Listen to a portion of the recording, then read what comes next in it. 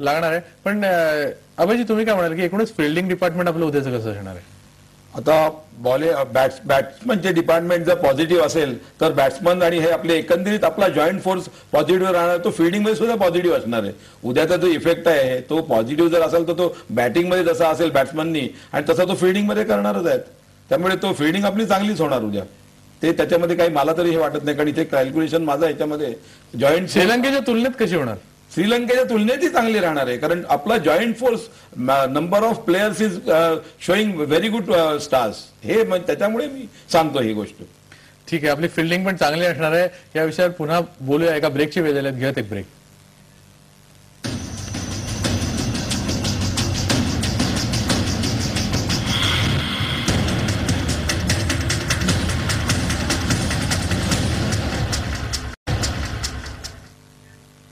पुन्हा एकदा स्वागत रोकठोकमध्ये. अभयजी, ज्या पद्धतीने तुम्ही सांगताय असं वाटतंय की भारत काही करून जिंकणार आहे, असं आहे का? मी बाकीचे जेवढे सगळे स्टार्स आहेत, आता मी तुम्हाला जर त्याचे जर पॉइंटच वाचून दाखवले तर शनीचा जेव्हा ऍव्हरेजिंग काढून आपला -23 आहे आणि श्रीलंकेचा -22 ऍव्हरेज मध्ये. एक नेहमी मायनस मध्ये असतात की कारण शनी ग्रहाचे सगळे पुष्कळ शत्रू असतात म्हणून. गुरुचे आपल्याला पॉझिटिव्ह 43 आहेत आणि श्रीलंकेला 42 आहे. म्हणजे हे एकदम एवढी काटेकी टक्कर दाखवतात.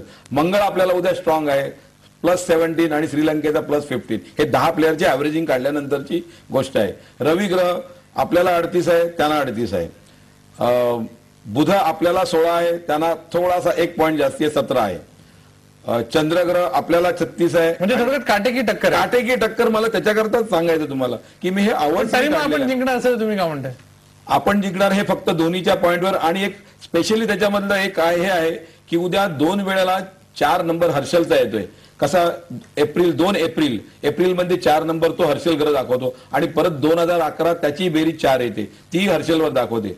तर हे आपल्या प्लेयर्सची जन्मतारखेवरनं जेव्हा मी हर्षलवर आलो, कारण ते 2 वेळा ते इफेक्टिव्ह प्लॅनेट दाखवतात उद्या दिवसाचे, तर आपल्या ऍव्हरेजिंग सिस्टीमवर मला ते +6 जाणवत आहेत इंडियन टीमला आणि श्रीलंकेला +1 जाणवत. म्हणजे ज्यांचे पॉझिटिव्ह निगेटिव्ह हे सगळं ऍव्हरेजिंग ह्याच्यावर मी सांगतो की उद्या आपल्याला हर्षल ग्रह पॉझिटिव्ह असल्यामुळे आणि 2 वेळा येतोय तो, एप्रिलचा 4 आणि 2011चा 4.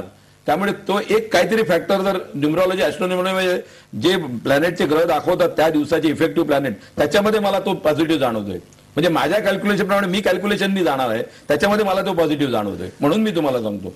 म्हणजे थोडक्यात धोनीचे ग्रह जास्त पॉवरफुल असल्यामुळे आपल्याला चिंता करण्याची गरज नाही. धोनीच्या बरोबर आपल्या सगळ्या शिलेदारांचे सुद्धा त्याला साथच लाभणार आहे, कारण ते सिद्ध सांगकार आणि त्याचे सुद्धा काटेकी टक्करच आहे त्याच्या प्लॅनेटमध्ये सुद्धा.